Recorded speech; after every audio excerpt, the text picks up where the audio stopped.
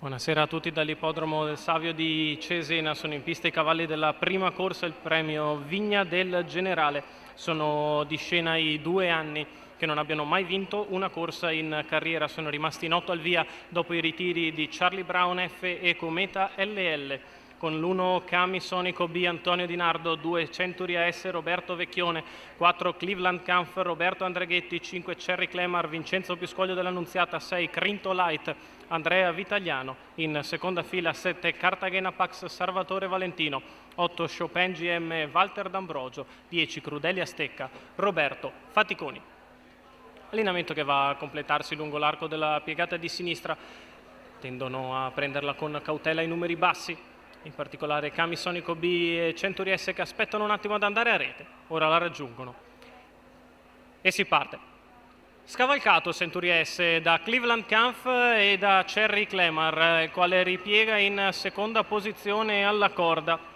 In vantaggio allora Cleveland Kampf nei confronti di Cherry Clemar, le due di Tiberio Cecere in prima e seconda posizione, a precedere Crinto Light che scende in terza, a precedere Century S partito con cautela, il quale è avanti a Cami Sonico B, mentre di fuori c'è Chopin GM. 15,6 per i primi 200 metri di corsa all'avanguardia Cleveland Kampf nei confronti di Cherry Clemar.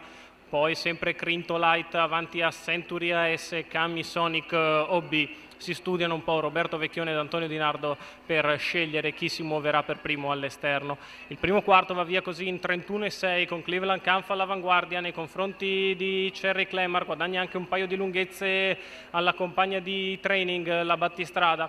Terzo è sempre Crinto Light a precedere Centuria S e Cami Sonico B sbaglia nelle retrovie Cartagena Pax. I 600 sono andati via in 47,8. Passaggio davanti alle tribune con Cartagena la mossa esterna da parte di Centuria S che si scopre all'esterno, trascinandosi ovviamente Cami Sonico B 1,33 per il mezzo miglio iniziale. Cleveland Kampf all'avanguardia nei confronti di Cherry Clemar, Century S che prova con gradualità a portarsi sulla testa della corsa. Roberto Vecchione inizia a richiedere il figlio di Pascialesta per avvicinarsi a Cleveland Kampf che per il momento allunga disinvolta.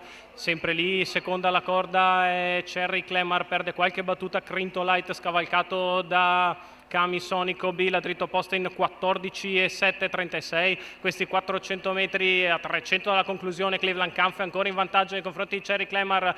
Century S che per ora si è stoppato al lato della lieva di VP dell'Annunziata, la retta d'arrivo con Cleveland Kampf che l'affronta in vantaggio nei confronti di Cherry Clemar. Century S che alza bandiera bianca all'esterno, Cleveland Kampf in vantaggio, Cherry Clemar che prova in open stretch, poi Cami Sonico B, Cleveland Kampf che si difende, Cherry Clemar che insiste di dentro, Cleveland Kampf che è ancora a mezza di margine sul palo, Cleveland Kampf che viene a vincere nei confronti di Cherry Clemar e Cami Sonico B per il trio di Tiberio Cecere che ne piazza 3 ai primi 3 posti. Il successo è per Cleveland Kampf, Roberto Andreghetti alla guida, Tiberio Cecere i colori della Sole che Sorgi, la vittoria della figlia di Moses Rob e l'Anni LB che coglie il suo primo successo al secondo tentativo in carriera. La vittoria per Cleveland Kampf in perfetto percorso di testa. Al secondo corre comunque bene Cherry Clemar, al terzo come al solito con un buon finish Cami Sonico B, rimandato Century S che in percorso esterno deve arrendersi solo al quinto posto.